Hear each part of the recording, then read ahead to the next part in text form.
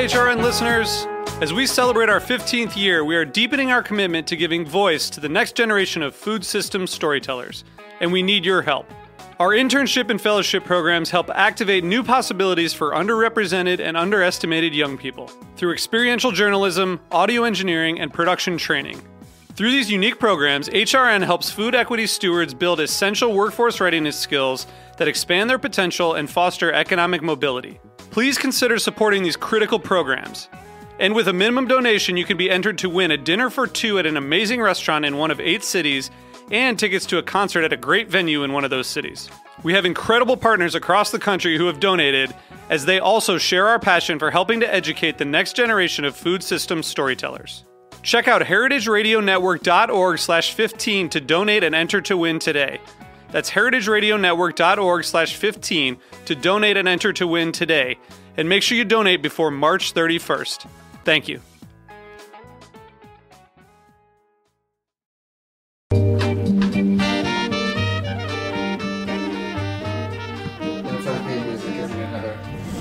Yes, it is, Lonzo. What day is it? It's Friday. That means Farm Report, sponsored by Hearst Ranch. Today we prepared a really special 4th of July themed Farm Report. Heather, I'm pretty excited. You? Me as well. American-centric for sure. We're doing a show with Callene Rapp, who is the chairwoman for the ALBC, the American Livestock Breeds Conservancy. And just to give you a brief primer on what the Conservancy does, the ALBC is a not-for-profit membership organization that works to protect over 150 breeds of American livestock and poultry from becoming extinct.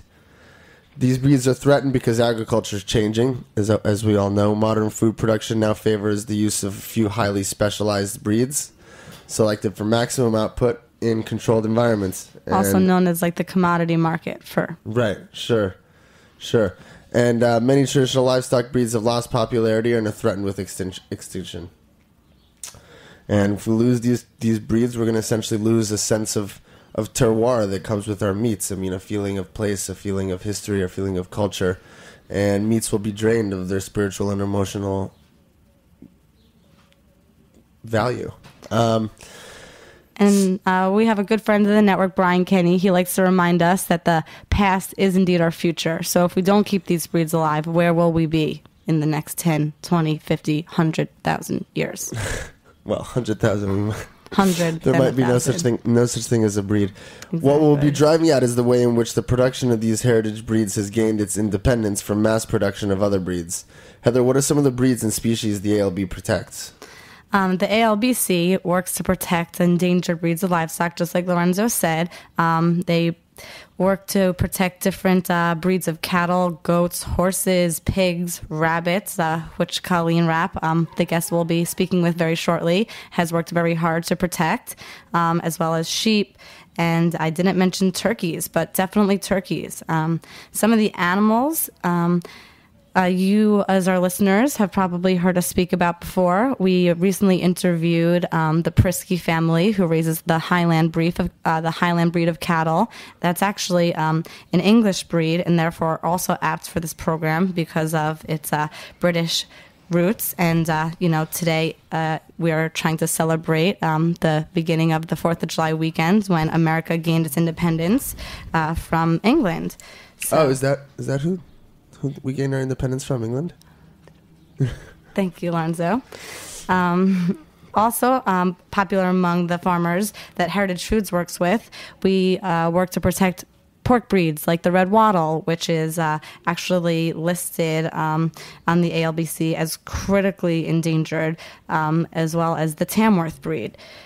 Which falls under the category of threatened. These categories that they put them under, critically threatened, they basically measure the amounts of numbers of these animals that are still in registration and in production in our country. So the fact that you can count that only 2,500 of these Tamworth pigs or red wattle pigs are even in existence is pretty scary for the future of our food supply. Numbers have gotten? I actually don't have the statistics right in front of me, but yes, some of these critically endangered breeds are indeed in that small production numbers. So is there constant? Let's say there's 2,500 Tamworth pigs in the United States. That number stays consistent, and there's a constant rotation of killing and breeding, right? Yes, and we hope to be able to bring on more growers and breeders of these endangered breeds by sharing the genetics that have been maybe through selective breeding bred to produce the best meat quality and the best muscle structure and the best fat for the breed of whatever breed we want to be speaking of. So we have people like Frank Reese who, tries to save all these endangered breeds of the chicken so that one day we don't just have the one, broad-breasted white turkey and just one kinds of chicken, and one thing comes along and gets the one kind of breed of chicken sick, and there's no other DNA or biodiversity in our food supply to protect, what was once a bountiful supply of different breeds brought over from different countries. So we'll get into that in just a bit. But it's definitely true that these rare breeds are part of our national heritage, and they represent a unique piece of the Earth's biodiversity. And as someone who works with heritage foods and is working towards a similar goal as the ALBC, and has sort of an eat them to save them philosophy, what do you think it will take for these breeds to achieve independence from mass production? I think the best thing we can do to really declare our independence as a heritage movement, as opposed to the commodity movement, is to continue to educate consumers and producers to why it is important to take the extra time, care, and effort and interest in these endangered heritage breeds. So why don't we get Callene on and learn a little bit about her role with the ALBC, and she can give us a nice, give us some enlightenment onto how we can talk further about the importance of saving the heritage breeds. Callene, are you there with us? I'm here. How are you? I'm doing well, thank you. How are you today? Just really good. Wonderful. We're very happy to have you on the show today. Well, thank you. I'm happy to be here. All right. Well, what did you think of our brief introduction of the American Livestock Breeds Conservancy? Did you want to maybe add a little something to that, or give us an idea of what you've done with the ALBC and what the American Livestock Breeds Conservancy actually really does, in addition to what we just outlined? Sure.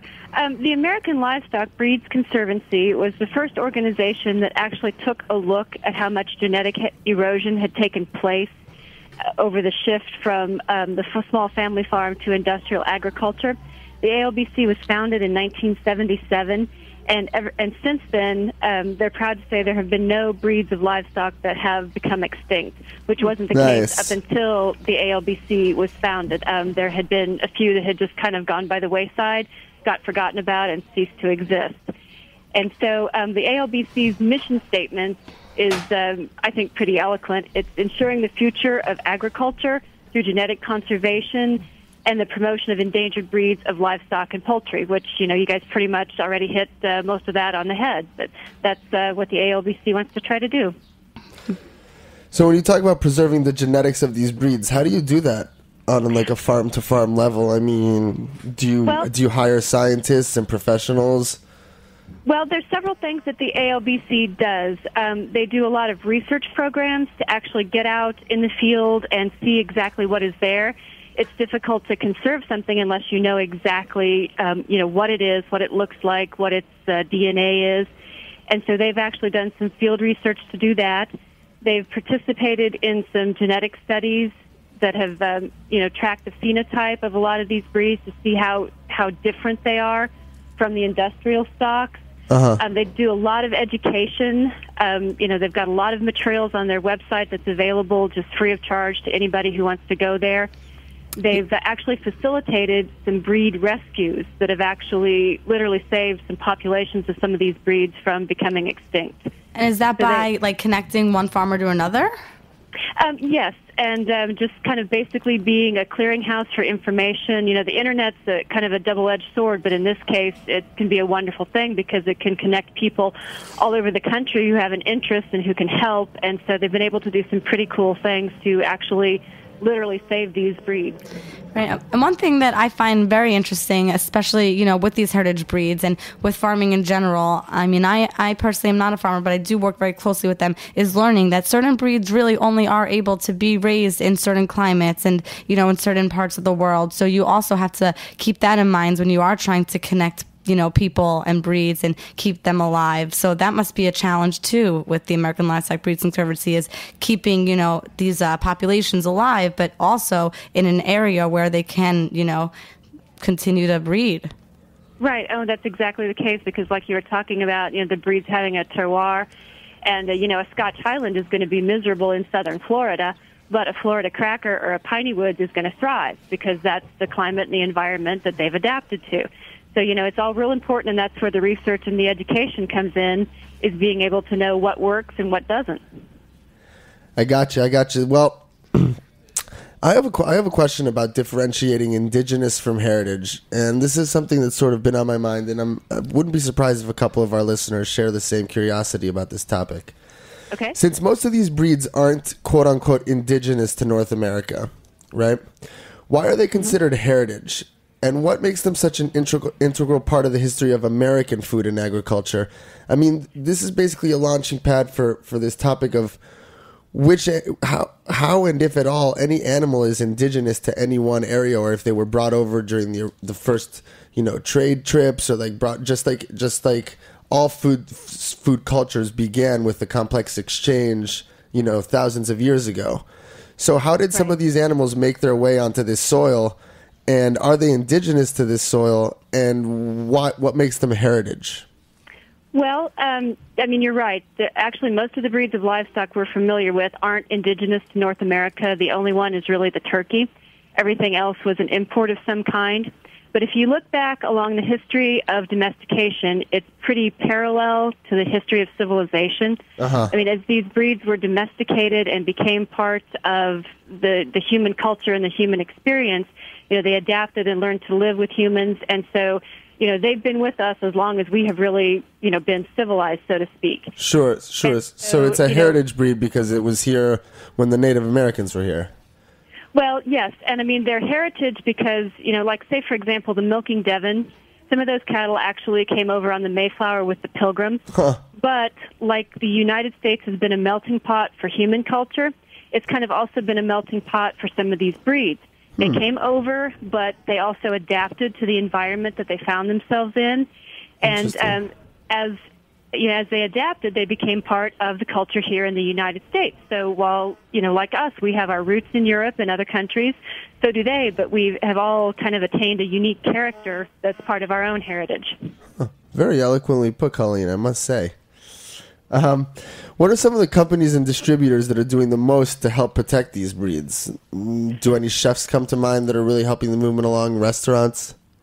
Well, we've worked with a few chefs and restaurants, but a few of the organizations that come to mind, the first one is Heritage Foods, of course, because you guys have a tremendous web presence and you're able to, reach out to a lot of the end consumers of these products, because I can raise the best rabbits in Kansas, but if I can't get them to New York or to where somebody knows about them and wants to use them, it's really not going to do that much good. So I think Heritage Foods has done a lot to raise the awareness of these breeds and just, how tasty they are. Right. And infrastructure, you're completely 100% correct. That is one of the biggest challenges. And I know that when Heritage Foods USA got started, it was because of the heritage turkeys, which are indigenous to America, and because of Frank Reese and the relationship with Slow Food USA and Patrick Martins, the founder of Slow Food USA, and then the co-founder of Heritage Foods USA, we were able to really market these turkeys to the members of that Slow Food organization, and they were like the first consumers and real first believers outside of small farming communities to understand the importance of paying a little bit more for something that's been raised really humanely and really going to give you something truly special and different that reminds you of something that you've possibly tasted if you're old enough to remember eating before the Industrial Revolution when our food system changed. And if you're not old enough, you've got your grandma eating with you and telling you that, this is the turkey that I used to make when I was cooking, before I got married, however many years ago that may have been. Right. Yeah, and that's a real important point, is because we have lost any sort of relationship with what food really should be. There used to be thousands as and opposed thousands to of European varieties. countries, though, or as opposed to some other countries, I must say. I think so. I think that's really kind of a problem here in the United States. I think there's definitely more of a feel in Europe and other countries of that sense of history. And we are still relatively a young country. We might Sure. get there in time, but I do think that's one thing that we're kind of missing right now. Yeah, I mean, if you go to Europe now and you start talking with with someone in France or in Italy, they don't see what the big whoopee is about this food movement in the United States. It's all sort of, there's a tacit understanding in Europe that this is the way food systems should work. Right. Capitalism and profiteering have never infiltrated their systems to the extent that they have here. Right. I think that's very true.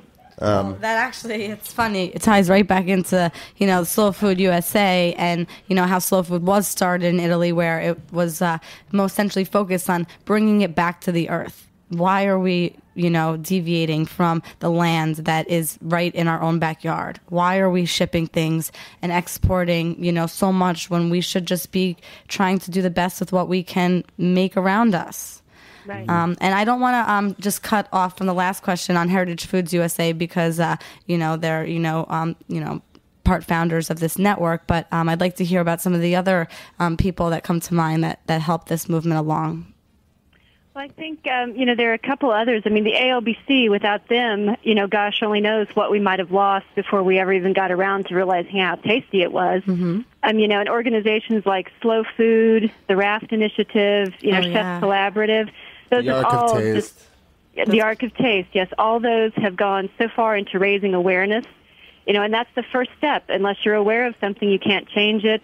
You can't do anything about it. So I think that's the first few things that come to my mind. Okay. Now, another thing that I want to get your input on is, why do you think biodiversity in the food system is so important? I mean, what is the likelihood of a pathogen coming along and wiping out, say, the broad-breasted white? And if such an event were to occur, would such an extermination be comparable in impact and likelihood to, say, something like an Irish potato famine? Well, I think biodiversity is important on a lot of levels. The first thing is if you've got all your eggs in one basket, to make a cliche, and you drop that basket, you're pretty much out of luck. And I think it's the same thing with biodiversity.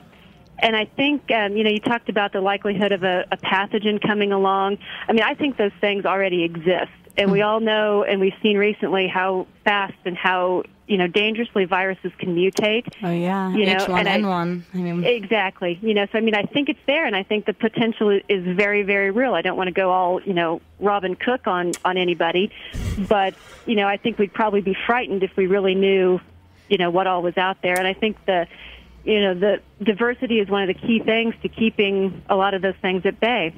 It's a little scary, and I don't actually have any statistics in front of me, and maybe you may know a little bit more about this, but what about food that is actually inspected by, like the FDA and things like that? How safe can we feel that, these commodity producers are actually following guidelines that keep our food supply safe? Well, I think just this morning we heard on the news that there had been another recall of contaminated beef. Mm-hmm. So I think people do the best they can, but I think in an industrial system there's just a lot of opportunity for mistakes to get made and accidents to happen. Corners being cut. It's all about the dollar in industrial food production. And so I think it's super easy and it's kind of scary. Do you think the USDA sort of plays some favoritism in their inspection standards with big companies? Is there sort of a scratch my back, I'll scratch yours philosophy between the USDA and their standards and the big, say, Bell and Evans, the big meat producers in this country?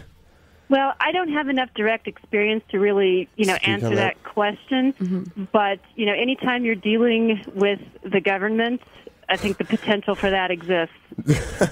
I would much rather look my food in the face and know the person that produced it than I would go to the store and buy something no matter how many seals of approval it had on it. Completely agree with you on that.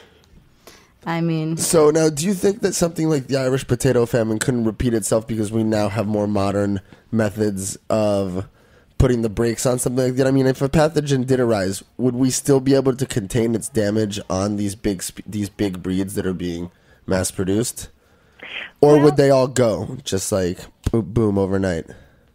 Well, I don't know that anything's going to go boom overnight, but it would be awfully easy for, some glitch to really disrupt the food supply. And we live in such an urban society now that it would be extremely disruptive for places like New York City that depend on, food coming in and things like that. So I think, there's a lot of potential for things to go wrong. But the good news is with awareness, I think there's a lot of potential for things to go right, too. That's definitely true. I mean, I know that I was talking with someone recently about this show. They saw what would happen as the sea levels began to continue rising. Right. Exactly. And like how maybe one day New York City is going to have no choice but to have a garden on every rooftop, just like we have here in our radio studio. I mean, unfortunately, you're not here with us and we're talking to you from Kansas, but right on top of, these shipping containers that we're broadcasting out of, we have varieties of herbs and tomatoes. Garden. I mean, it's beautiful, all heirloom. I mean, Alice Waters of Chez Panisse Foundation granted the restaurant here, Roberta's, where we broadcast out of, money to get this rooftop garden going. And, who knows? Maybe this really is something that the future of the city is going to have to hold.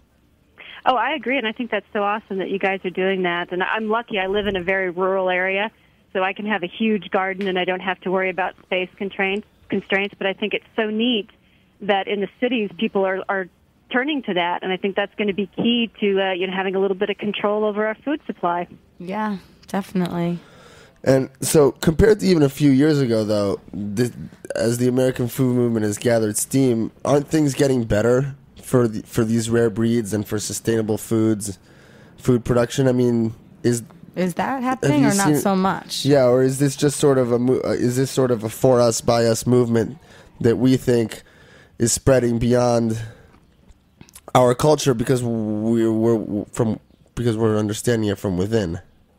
Well, I think the increased awareness and the turn to more local organic food has helped. But these breeds are in no way safe at all. We still need a lot of increased awareness. We need people to consider buying locally more, to actually go out and look for Piney Woods beef or red wattle hog or something like that. I mean, there needs to be an awareness of some of the differences that these breeds can provide, the differences in flavor and consistency and that things.